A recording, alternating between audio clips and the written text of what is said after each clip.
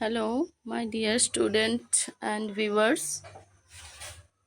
তো দেখো, আমি তোমাদেরই রিকোয়েস্টের আজকের একটা ক্লাস এনেছি, যেটা আমাকে কেউ কেউ কমেন্ট বক্সে কমেন্ট করেছিলে যে কারিকুলাম এবং সিলেবাসের মধ্যে কিছু কনফিউশন রয়েছে, অর্থাৎ বিষয়টা কি একটু ইন ডিটেলসে তার ক্লাস চেয়েছিলে। তো দেখো, কারিকুলাম আর সিলেবাস অর্থাৎ পাঠ্যক্রম এবং পাঠ্যসূচি, এই দুটো কি আমাদের জানতে হবে, তারপর কিন্তু এটাকে আমরা পার্থক্য আকারে দেখতে পারবো। তো চলো জেনে নেব যে কারিকুলাম এবং সিলেবাস অর্থাৎ পাঠ্যক্রম এবং পাঠ্যসূচিটা অ্যাকচুয়াল কি। তো দেখো, শিক্ষার যে উপাদানগুলো রয়েছে, অর্থাৎ আমি আগের ক্লাসে বলেছিলাম যে শিক্ষার মূলত আমরা চারটে উপাদান ধরেছিলাম: শিক্ষক, শিক্ষার্থী, পাঠ্যক্রম এবং পরিবেশ। তো সেই উপাদানগুলোর মধ্যে থেকে একটি অন্যতম উপাদান কি? পাঠ্যক্রম। আর এই পাঠ্যক্রমেরই একটি অংশ হলো কি? পাঠ্যসূচি। তাহলে কি এরপরে রয়েছে, দেখো, যে শিক্ষার্থীর ব্যক্তিত্বের বিকাশ সাধনের জন্য পূর্ব নির্ধারিত ও সুনির্বাচিত অভিজ্ঞতার সমষ্টি কিন্তু পাঠ্যক্রম। শিক্ষার্থীর ব্যক্তিত্বের বিকাশ সাধনের জন্য পূর্ব নির্ধারিত সুনির্বাচিত অভিজ্ঞতার সমষ্টি কিন্তু পাঠ্যক্রম বলছে। কিন্তু সিলেবাস যেটা অর্থাৎ পাঠ্যসূচির পরিধি কিন্তু এতটাও বিস্তৃত নয়। এখানে আমরা কি দেখলাম যে ব্যক্তিত্বের বিকাশ সাধনের জন্য একটা পূর্ব নির্ধারিত এবং সুনির্বাচিত অভিজ্ঞতার সমষ্টি, তাহলে এটা অবশ্যই বিস্তৃত একটি বৃহৎ বিষয়। কিন্তু যে সিলেবাস অর্থাৎ পাঠ্যসূচি, সেটা কিন্তু এত বৃহৎ বা বিস্তৃতি নয়, সেটা কিন্তু সংকীর্ণ প্রকৃতির। তো পাঠ্যক্রমের মাধ্যমে শিক্ষার্থীর সর্বাঙ্গীন বিকাশের ওপর গুরুত্ব আরোপ করা হয়েছে। পাঠ্যক্রমের দরুন কি হচ্ছে? শিক্ষার্থীর সর্বাঙ্গীন বিকাশ। তাহলে অপরদিকে পাঠ্যসূচির মাধ্যমে কি হবে? শিক্ষার্থীর জ্ঞানমূলক বিকাশের দিকের ওপর গুরুত্ব দেওয়া হয়েছে। বোঝা গেছে যে পাঠ্যক্রমের কি বিষয়টা আর পাঠ্যসূচিটা মূলত জ্ঞানমূলক বিকাশকে বৃদ্ধি করছে, আর পাঠ্যক্রম কি করছে?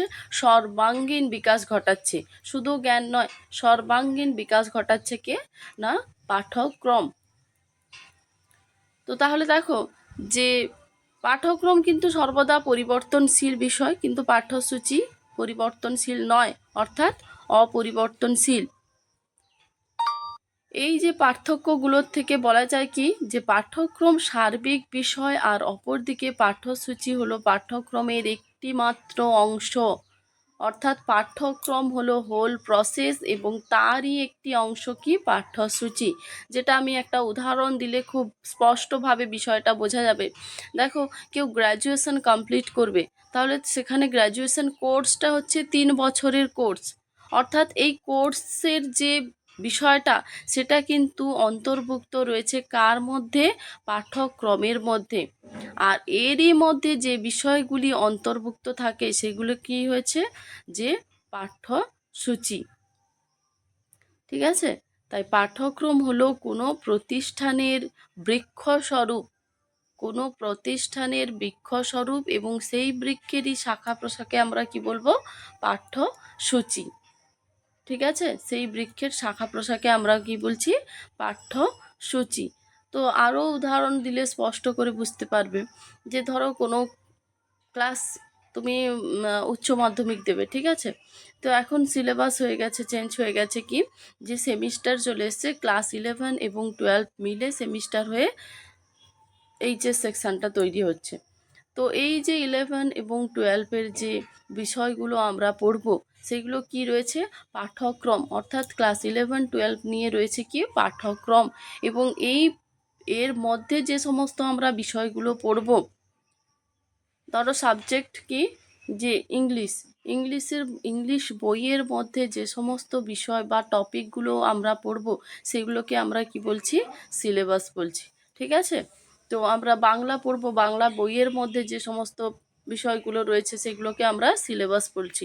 অর্থাৎ কি, যে ক্লাস 11, 12-এর যে কোর্সটা রয়েছে, উচ্চ মাধ্যমিক কোর্স, সেটা হচ্ছে পাঠ্যক্রম, এবং তার মধ্যে থেকে আমরা যে যে বিষয়গুলো পড়ব সেগুলো হচ্ছে কি? পাঠ্যসূচি অর্থাৎ সিলেবাস। ক্লিয়ার? তো এটা কিন্তু ঠিক আছে, পাঠ্যক্রম এবং পাঠ্যসূচির একটি ক্লিয়ার কনসেপ্ট। তো এটুকুনি যদি তোমরা মাথায় রাখো তাহলে অবশ্যই পাঠ্যক্রম এবং পাঠ্যসূচির মধ্যে যে অন্তরগুলো হয় সেগুলো কিন্তু অবশ্যই বুঝতে পারবে। এবং এখান থেকে বিভিন্ন অ্যানালাইটিক্যাল কোশ্চেন থাকে, বিভিন্ন শর্ট প্রশ্ন থাকে, এমসিকিউ থাকে, যেগুলো হয়তো কি আমরা এমসিকিউ একটা দুটো পড়ে গেলাম মুখস্থ পদ্ধতির দরুন, সেক্ষেত্রে কিন্তু আমরা প্রবলেম ফেস করি, অর্থাৎ বিষয়টা না বোঝার জন্য আমরা কিন্তু উত্তর দিয়ে আসতে পারি না। তাহলে আমাদের কি বুঝতে হবে যে পাঠ্যক্রম এবং পাঠ্যসূচি অ্যাকচুয়াল কি সেটা আগে তোমাদের জানতে হবে, এবং এর অন্তর কোথায় অর্থাৎ পার্থক্য কোথায় সেটাও আগে তোমাদের জানতে হবে। তাহলে আশা করি এই ক্লাসটা তোমাদের হেল্পফুল হবে। প্রত্যেককে মনোযোগ সহকারে দেখবে এবং বন্ধুদের সঙ্গে প্রচুর শেয়ার করবে, লাইক করবে, কমেন্ট করবে, এবং এখনও পর্যন্ত যারা আছো ভিউয়ার্স সাবস্ক্রাইব করনি তারা কিন্তু অবশ্যই সাবস্ক্রাইব করবে চ্যানেলটিকে, পাশে থাকা বেল আইকনটি প্রেস করবে, যাতে করে কি আমি যখনই ভিডিও আপলোড করব তোমরা সাথে সাথে সেটা দেখতে পাও। ঠিক আছে? তো চলো আজকের ক্লাস এই পর্যন্তই।